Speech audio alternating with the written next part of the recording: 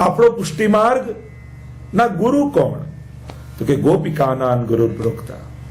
महाप्रभु जी कहते हैं कि हमारे गुरु हैं गोपी जन, और जिस मार्ग पर गोपियां चली उस मार्ग पर हमको चलना है।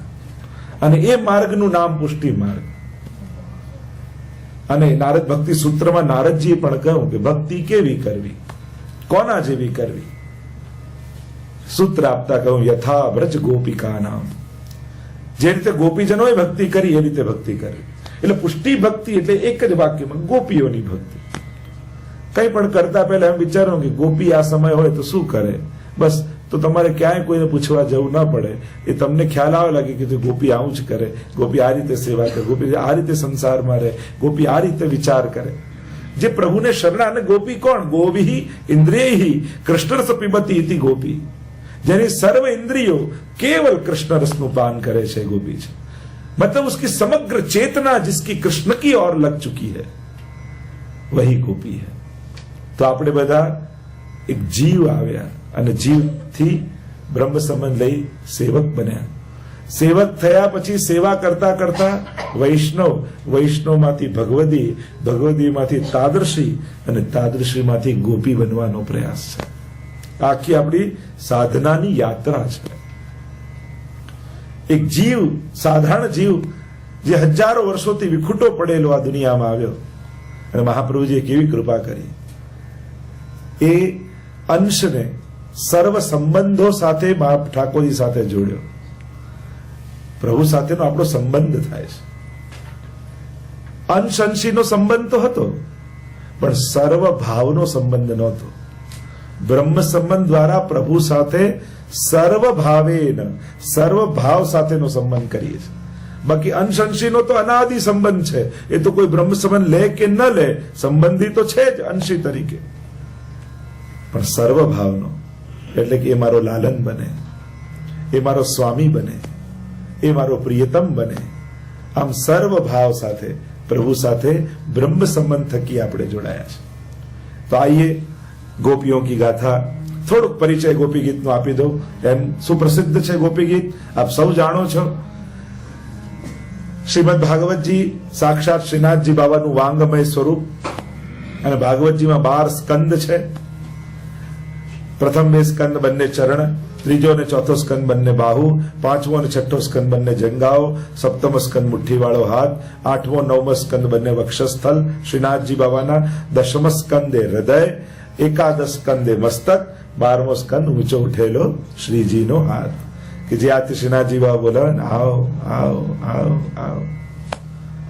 દૂર ઉભેલો અમારો ઠાકોરજી, હજારો વર્ષોથી વિખોટેલો પડેલો જીવ સામે દેખાય, આમંત્રણ આપે છે, આવો આવો। ઘણી વાર લોકો કે બધું થયું તો કર, અમને તો આમંત્રણ જ નહોતું એટલે ના ગયા। અરે શ્રીનાથજી બાબા ઉભો ઉભો બધાને બોલાવે છે, ઓછું આમંત્રણ છે। અને એટલે પુષ્ટિ માર્ગમાં કોઈ કંકોત્રી પત્રિકાની જરૂર જ નથી, કારણ કે તમને આમંત્રણ સ્વયં શ્રીજી આપેલું છે। એટલે જ્યાં શ્રીજી હોય, જ્યાં શ્રીનાથજી હોય, જ્યાં વલ્લભ હોય, ત્યાં ક્યાં કોઈને આમંત્રણની જરૂર જ ન હોય, કારણ કે ઠાકોરજી ડાયરેક્ટ આપતા હોય। હવે વરરાજા પોતે કહે છે કે મારા લગ્નમાં આવજો, પછી રાહ જોઈએ કે પપ્પાએ તો કહ્યું નહીં, મમ્મીએ તો કહ્યું નહીં, અને પોતે આમંત્રણ આપે છે। તો અમારે શ્રીજી તો ખુદ આમંત્રણ દેતે हैं। એ નિકુંજના દ્વાર પર ઉભા ઉભા प्रभु बोलावे आओ आओ आओ आओ आओ, हमेशा ठाकोरजी बोलाता। हमारे वच्चे अमदावादમાં એક બીજા એરિયામાં અમારી હવેલી છે, સોલા રોડ ભુયંગદેવ પાસે ઘાટલોડિયા। તો એ જે બંગલામાં હવેલી કરી, પોતે સ્વામિનારાયણ ચુસ્ત, એકવાર નાથ દ્વારા દર્શન કરવા ગયા। એને મને પોતે જ્યારે એનું ઘર ખરીદ્યું ને હવેલી માટે, તો રડવા લાગ્યું। રડો છો કેમ?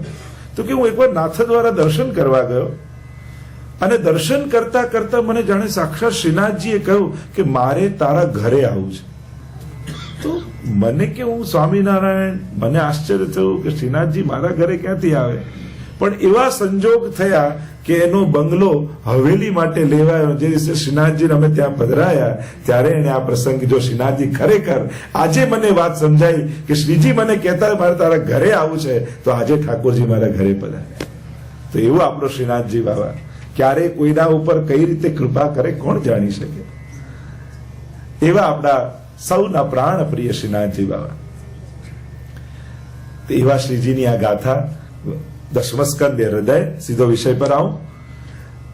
અને એ હૃદયના પણ 5 પ્રાણ એટલે રાસ પંચાધ્યાય, જ્યાં પ્રભુના રાસની કથા છે. આજ સુધીના જેટલા આચાર્યો થયા, ધર્મગુરુઓ થયા, એ સર્વએ આ રાસ લીલાને સર્વોપરી લીલા કહેવાય. 10મા સ્કંદની મહત્તા એટલા માટે છે કે ત્યાં ગોપીઓની ગાથા છે. આપણે ત્યાં કે 3 મહાન ગ્રંથોમાં 3 સ્ત્રી પાત્ર કાઢી નાખો તો કઈ ના રહે. રામાયણમાંથી સીતાજીને કાઢી નાખો તો રામાયણમાં શું રહે? મહાભારતમાંથી દ્રૌપદીને કાઢી નાખો તો શું રહે? એમ ભાગવતજીમાંથી ગોપીજનોને કાઢી નાખો તો શું રહે? गोपियों गोपी प्रेम की ध्वजा जिन गोपाल कियो वश उर धरी श्याम भुजा. हमारे भगवतियों ने तो कहा कि गोपी तो प्रेम की ध्वजा है. ध्वजा क्या હોય? પ્રભુના મસ્તક પર શિખર હોય અને શિખર ઉપર ધ્વજા હોય. એટલે પ્રભુએ જેને પોતાના મસ્તક પર ધારણ કરે છે એવા ગોપીજનો છે.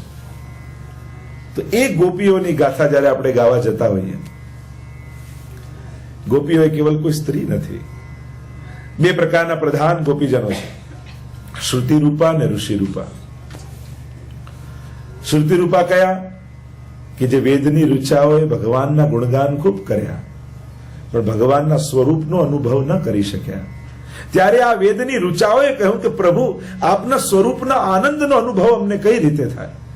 અને ગાન તો કરીએ છીએ, જેમ પેડો પેડો પેડો પેડો બોલવાથી સ્વાદ આવે છે, એ ચાખીએ ત્યારે તૃપ્તિ થાય ને, એમ ભગવાનના ગુણગાનો અનેક પ્રકારે વેદોએ કર્યા, શ્રુતિએ કર્યા, પણ પ્રભુએ આનંદ ચખાવો તો ખરા. ત્યારે પ્રભુએ કહ્યું સારસ્વત કલ્પમાં જ્યારે હું પધારીશ ત્યારે તમે ગોપીઓ બનીને પધારજો. તો એ વેદની ઋચાઓ ગોપીઓ બનીને આવી. એ જે યુથ, એ જે ગ્રુપ, એ છે શ્રુતિ રૂપા ગોપીજનોનું યુથ. અને બીજા જ્યારે દંડકારણ્યમાં રામચંદ્રજી પધાર્યા અને મોક્ષ સુધીનો, બ્રહ્માનંદ સુધીનો અનુભવ કરી ચૂકેલા એ ઋષિઓ ત્યાં બિરાજમાન હતા. અને ભગવાન રામને જોઈને મનમાં શંકા કે ભગવાનને જોઈ હજી કયો આનંદ પામવાની ઈચ્છા થાય છે? કારણ કે અમે તો એમ માનતા હતા કે બ્રહ્માનંદ એટલે મોક્ષના આનંદથી પર બીજું કંઈ છે જ નહીં, પછી કોઈ ઈચ્છા જાગે જ નહીં. પણ આપને જોઈ આ બીજો કયો આનંદ પામવાની, આની ઉપર કંઈક છે. જેમ કોઈ ક્યારે $100 જોયા જ ના હોય અને કોઈ આપે તો આનાથી મોટી ખુશી જ નથી. પણ 1000 મેળવવાનો આનંદ કેવો એને ક્યાં ખબર છે? 1000 મળ્યા હોય ક્યારે મેળવ્યા જ ના હોય, 1000 એને મળે આનાથી મોટી ખુશી જ નથી. પણ $1,00,000 મેળવવાનો આનંદ કેવો એને ક્યાં ખબર પડે? એમ કરતા કરતા વિષયાનંદનો અનુભવ કરેલો જીવ એમ થાય કે આનાથી મોટું સુખ જ નથી. ત્યારે ઋષિઓ કહે અરે મોક્ષાનંદનો આનંદ કેવો હોય તને ક્યાં ખબર પડે? એમ મોક્ષાનંદનો આનંદ અનુભવ કરી ચૂકેલા જીવો, ઋષિઓ એમ માને કે આનાથી પર કંઈ છે જ નહીં. તો ભગવાન કહે કે સ્વરૂપાનંદનો આનંદ કેવો હોય તને ક્યાં ખબર છે? ત્યારે ભગવાને કહ્યું કે એ છે મોક્ષના આનંદથી પર, એનાથી ઉપર મારો સ્વરૂપાનંદ. અમને કેમ અનુભવ થાય? તો કહ્યું તમે સારસ્વત કલ્પમાં જ્યારે હું કૃષ્ણ રૂપે પધારીશ ત્યારે તમે ગોપીઓ બનીને પધારો. તે ઋષિઓ જે ગોપી બનીને પધાર્યા એ યુથ છે ઋષિ રૂપા ગોપીજનોનું યુથ. તો આ મુખ્ય 2 યુથ. એમ તો 4 પ્રકાર છે, બીજા અન્યપૂર્વા, અનન્યપૂર્વા, સુબોધનીજી. જેમ જેમ આગળ જઈશું એમ સુબોધનીજીના આધારે આપણે દર્શન કરતા જઈશું. એમ સુબોધનીજી કહેવાય પણ છે દુર્બોધિની. એનો અધિકાર જોઈએ, થોડું અધ્યયન જોઈએ. કારણ કે મહાપ્રભુજીની વાણી તદુક્તમ અપી દુર્બોધમ સુબોધમ સાધ, એ તો દુર્બોધ છે. પણ જેમ જેમ આપણો અધિકાર સિદ્ધ થતો જાય, આપણું અધ્યયન વધતું જાય એમ, અને મૂળ તો એમની કૃપા થાય ત્યારે એ સમજાય. શ્રી વલ્લભની કૃપા વગર તો કઈ સંભવ જ નથી. શ્રી વલ્લભ પદ વંદો સદા સરસ હોત સબ જ્ઞાન રસિક રટત આનંદ સો કરત સુધારસ પાન. એમના ચરણારવિંદમાં વંદન કરીએ મહાપ્રભુજીના, અને એમની કૃપાથી સરસ હોત સબ જ્ઞાન સ્ફુરિત થાય. પંચાધ્યાયી એ 5 પ્રાણ છે. અને આમાં પ્રભુના રાસની ગાથા છે. અનેક પ્રકારના ભાવ આપણે ત્યાં બતાવ્યા. મહાપ્રભુજી આજ્ઞા કરી સર્વદા સર્વ ભાવેન ભજનીયો વ્રજાધિપ. સર્વ ભાવે પ્રભુને ભજવા. કેવલ પ્રભુ જ એક એવા છે કે જેમમાં સર્વ ભાવ થઈ છે. ઘણા એમ મને પુષ્ટિ માર્ગમાં તો તમારે બાલકૃષ્ણની સેવા ને, બાલકૃષ્ણ નથી, બાલ ભાવ છે. પણ કેવલ બાલ ભાવ નથી, કિશોર ભાવ, સ્વામી ભાવ, સર્વ ભાવો છે. પુષ્ટિ માર્ગમાં એક જ દિવસની સેવામાં સર્વ ભાવો થાય. સમયે સમયે આપણો ભાવ બદલાય છે. આમ સર્વ ભાવે પ્રભુને લાલ લડાવીએ છીએ. એટલે એ ગેરસમજ બી કાઢી નાખવી કે આપણે ત્યાં બાલકૃષ્ણ જ છે, અને સાથે સ્વરૂપમાં જુઓ તો બાલકૃષ્ણ તો એક જ છે, બાકી બધા કિશોર જ છે. મથુરાધીશ જુઓ, દ્વારકાધીશ જુઓ, વિઠ્ઠલનાથજી જુઓ, મદન મોહનલાલજી, ચંદ્રમાજી, બધા કિશોર છે. તો સર્વ ભાવે સેવા છે. તો આ ભક્તિ એ માધુર્ય ભાવની ભક્તિનું વર્ણન છે. આપણે ત્યાં અનેક પ્રકારના ભાવ કયા: શાંત ભાવ, સ્વામી સેવક ભાવ, વાત્સલ્ય ભાવ, સાખ્ય ભાવ, માધુર્ય ભાવ. જેમ સેવક ભાવ, સ્વામી સેવક ભાવ, સેવક રૂમમાં બેઠો હોય અને કોઈ મિત્ર આવે વાત કરવી, એમ કે મારે તારી જોડે વાત કરવી છે, એટલે આપણે સેવકને શું કહીએ? આપણે તું બહાર બેસ, અમે મિત્રો વાત કરીએ છીએ. એટલે સ્વામી સેવકની ઉપર સાખ્ય ભાવ આવે. પણ માને કઈ ઘરની વાત કરવી હોય તો આપણે મિત્રને શું કહીએ? થોડી વાર તું બહાર બેસ, મારે મા જોડે વાત કરવી છે. એટલે સાખ્ય ભાવની પર વાત્સલ્ય ભાવ આવે. પણ પત્ની રૂમમાં આવે અને બંને વાત કરતા હોય તો મા પણ ધીમે રહીને બહાર જતી રહે, એ એની ઉપર છે માધુર્ય ભાવ. તો આમ આપણે ત્યાં અનેક ભાવો માનવામાં આવ્યા છે. અને જેમ જેમ કક્ષા જીવની ઉપર જતી જાય એમ પ્રકારે ભાવની સિદ્ધિ થતી જાય. ક્રિયાત્મક, ભાવાત્મક ને રસાત્મક. ધીમે ધીમે ભાવનું લેવલ ઉપર જાય. અને જવું જ જોઈએ. આપણે આધ્યાત્મિક માર્ગના પથિકો છીએ. કાયમ નવા જ નહીં બનેલા રહ્યું. અમે તો નવા ને અમને ના ખબર પડે. કેટલા વર્ષ નવા? એટલે કાયમ નવા જ નહીં બનેલા રહેવા. જાણવાનું કેમ સમજવાના? તમે લોકો કોઈ ડોક્ટર થઈ જાય, એન્જિનિયર થી, કેટલું અઘરું અઘરું ભણી લો છો. આ તો સાવ સહેલું છે. આ તો સમજાય એવું છે. અને આપણા માટે જ આ બધું છે. આધ્યાત્મિકતાનો આનંદ એક જુદો જ આનંદ છે. એટલે કેવલ કોઈ વિજ્ઞાનના લોજિકો આપીને દરેક વાત સમજાવવામાં આવે જરૂરી નથી. આધ્યાત્મિક માર્ગમાં આધ્યાત્મિક એનું ગણિત સ્વતંત્ર, એનું વિજ્ઞાન સ્વતંત્ર છે. અને આધ્યાત્મિકતાનો અનુભવ આધ્યાત્મિક માર્ગ દ્વારા જ થાય છે, વૈજ્ઞાનિક માર્ગ દ્વારા નથી થતો.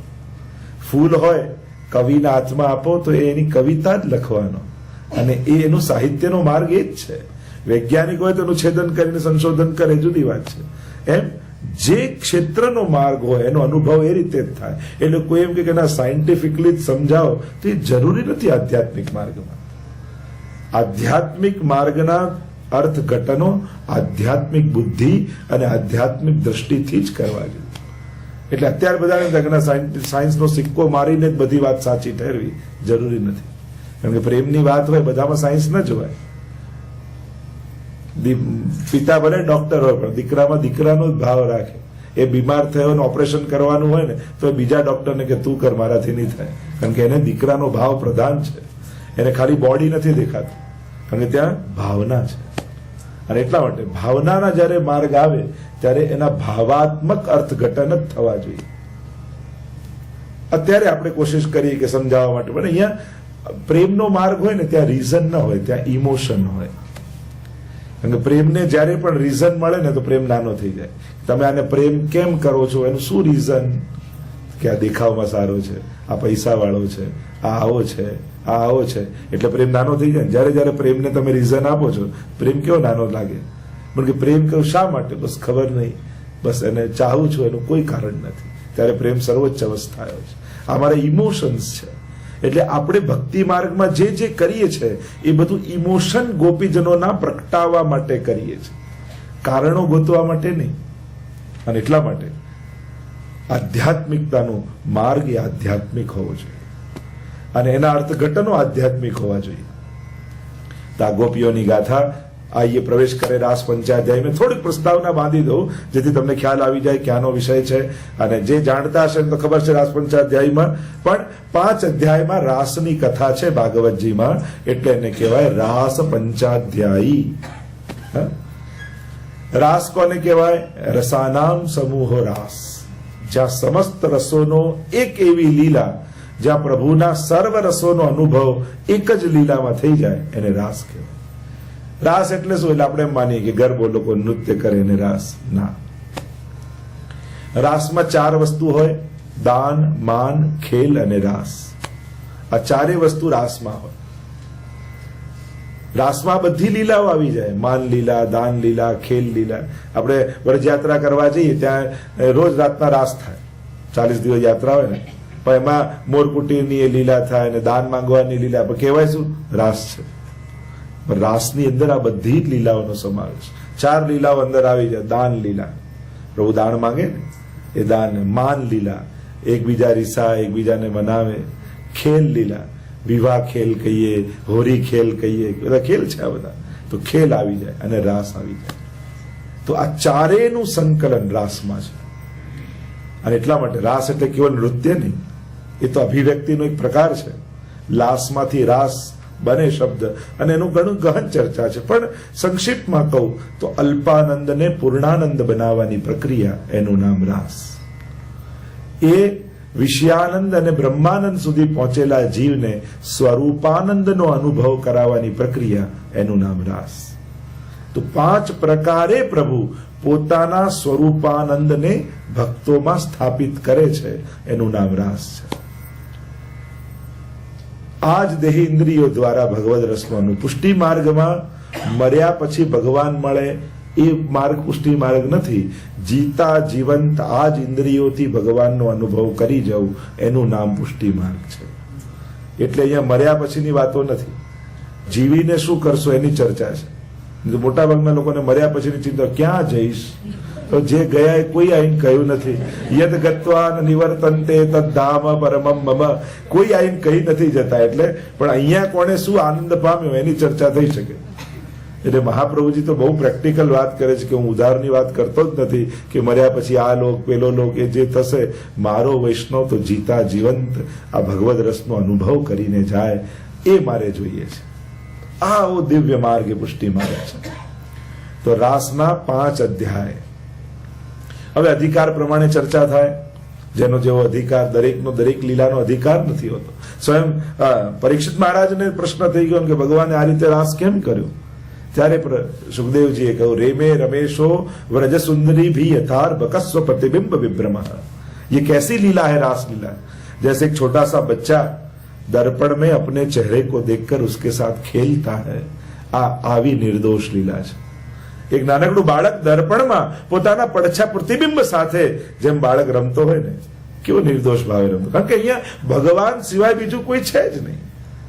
આ જેટલા ગોપીજનો ને આદિ છે બધા પ્રભુમાંથી જ એકોહમ બહુશ્યામ, પ્રભુમાંથી જ એમનું પ્રાગટ્ય છે.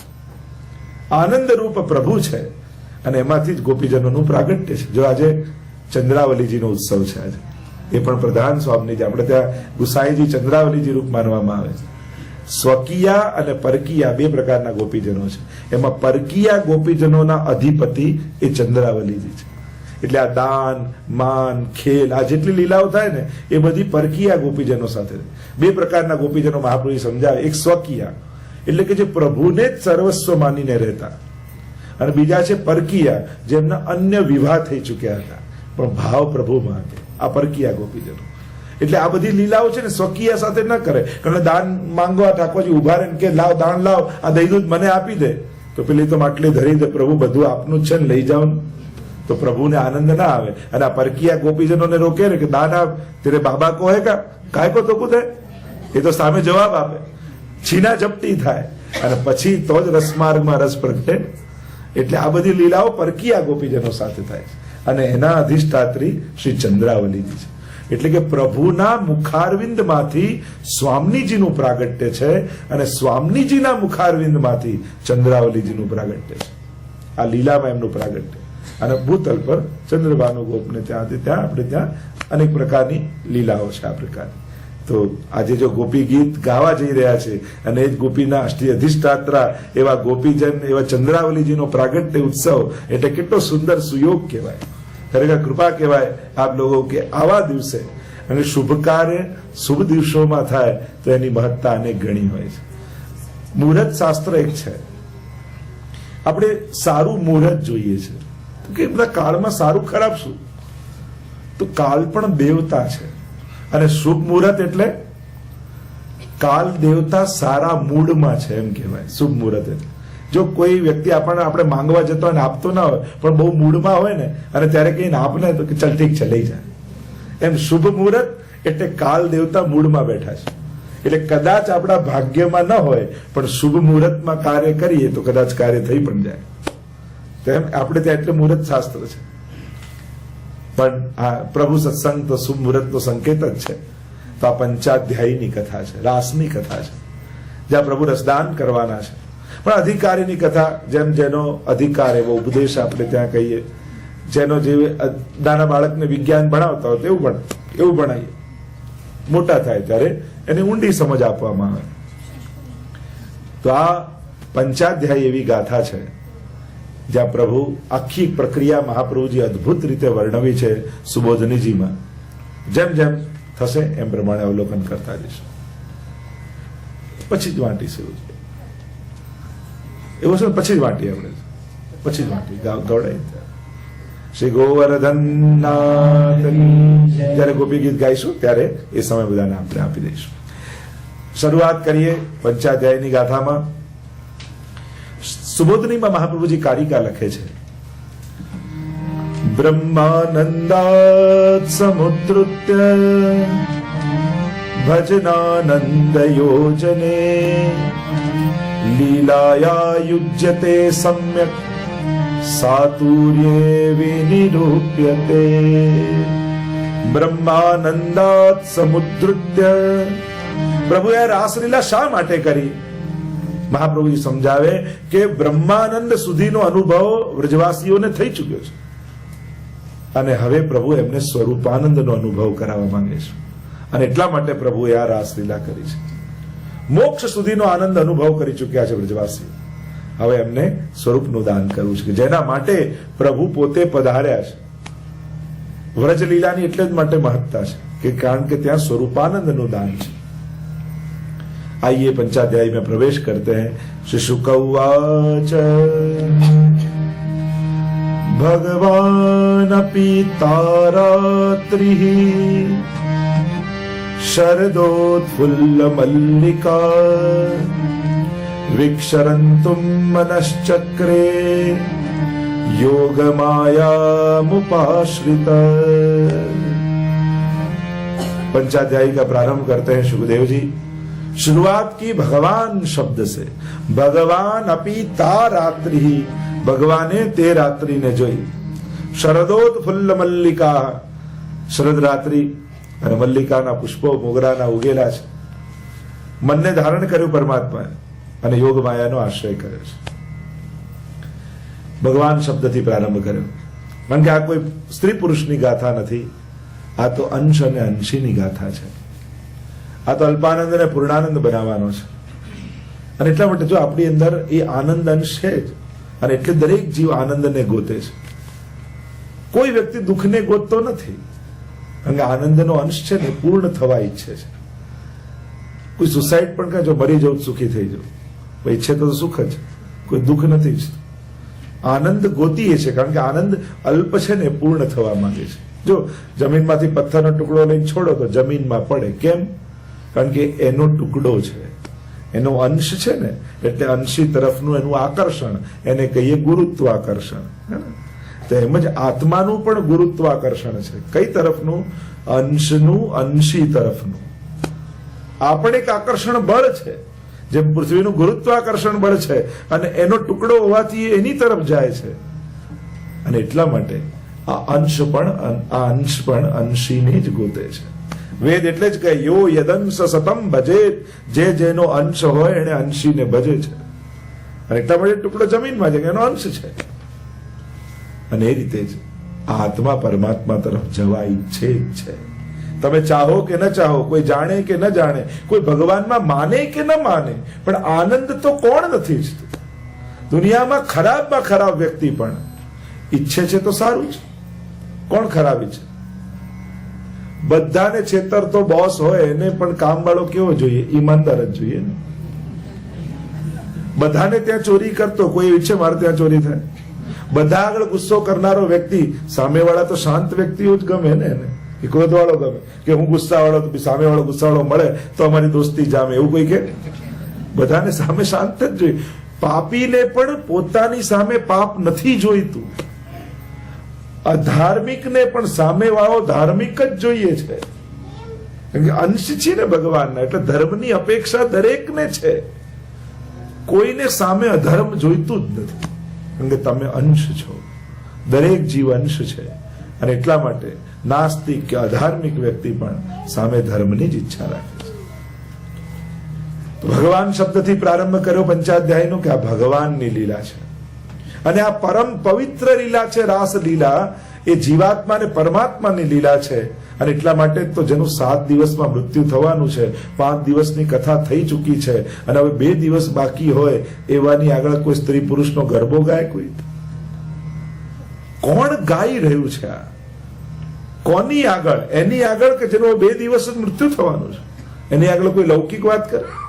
તો આ પ્રમાણ કે આ પરમ અલૌકિક છે. કોણ ગાય છે? સુખદેવજી. કેવા છે સુખદેવજી? યમ પ્રવ્રજંત મનુપેત મપેત કૃત્યમ દ્વૈપાયનો વિરહ કાતર આજુહાવ પુત્રેતિ તન્મયતયા તરવો વિનેદુ તમ સર્વભૂત હૃદયમ મુનિમાનતોસ્મિ. સર્વભૂત હૃદયમ, જેને ઈશ્વર સિવાય બીજું કોઈ દેખાતું જ નથી. કણ કણમાં જેને કેવળ ઈશ્વર દેખાય છે.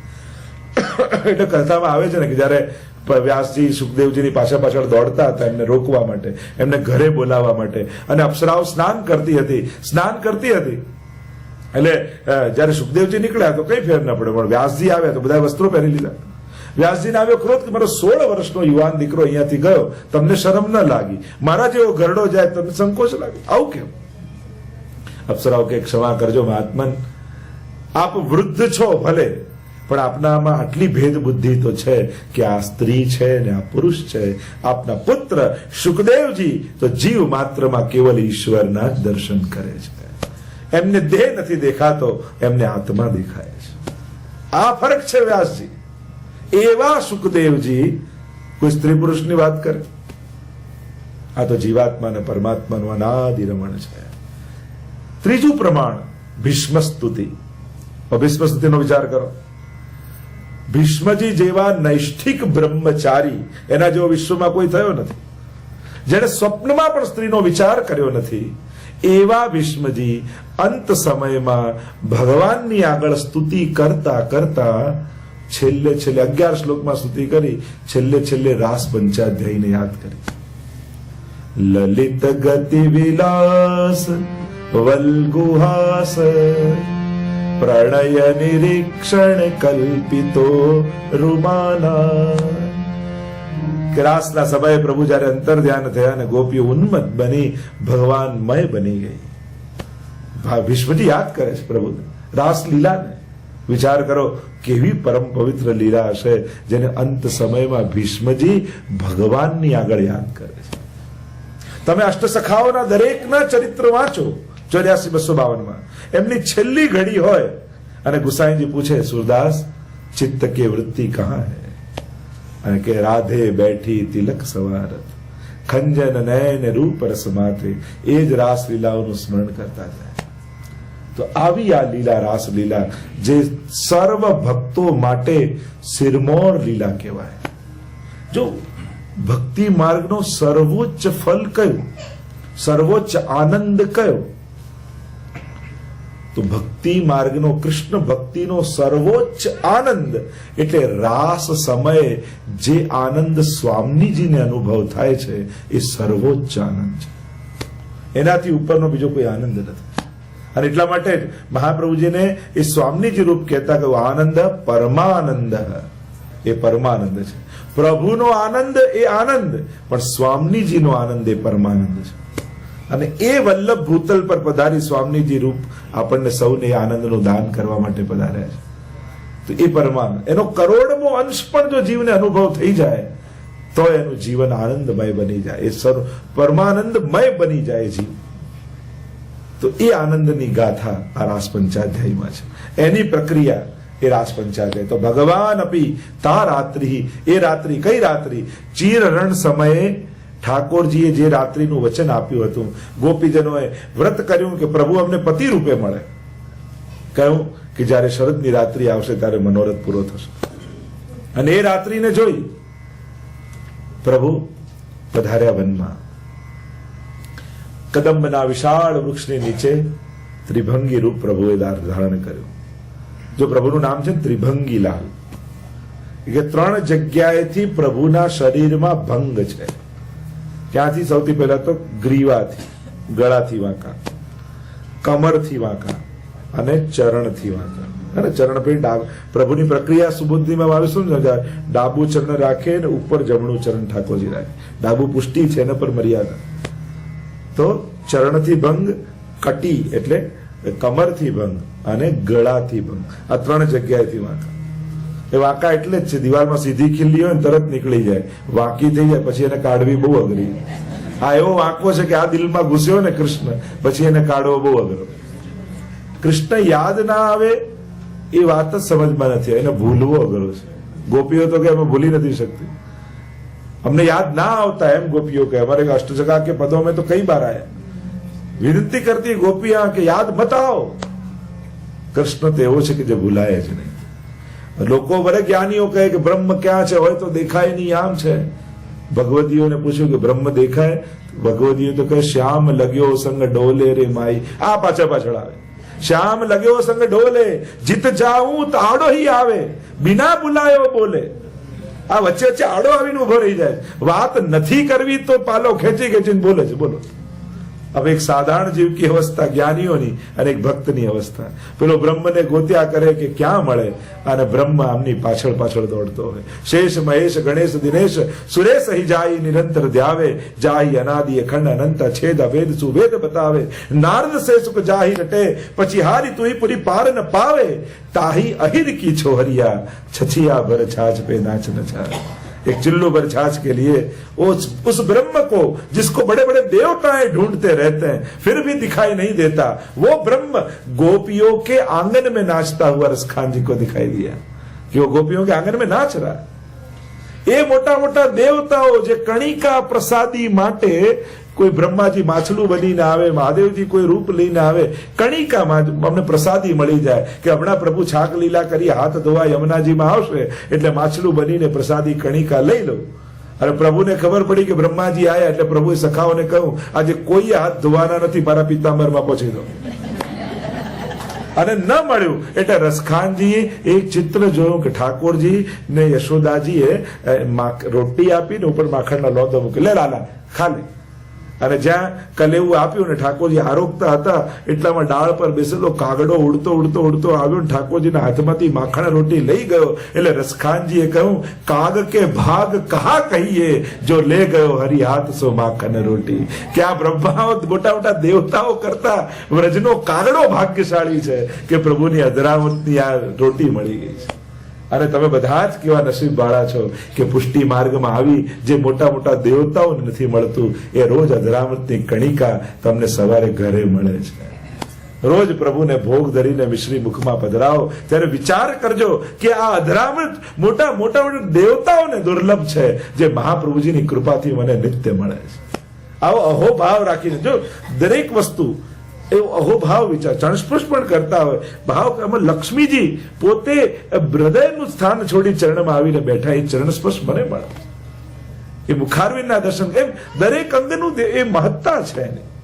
ગોપી ગીતમાં આવશે, ગોપીજનો બધાનો વિચાર કરે છે. તો આ રાસલીલા છે.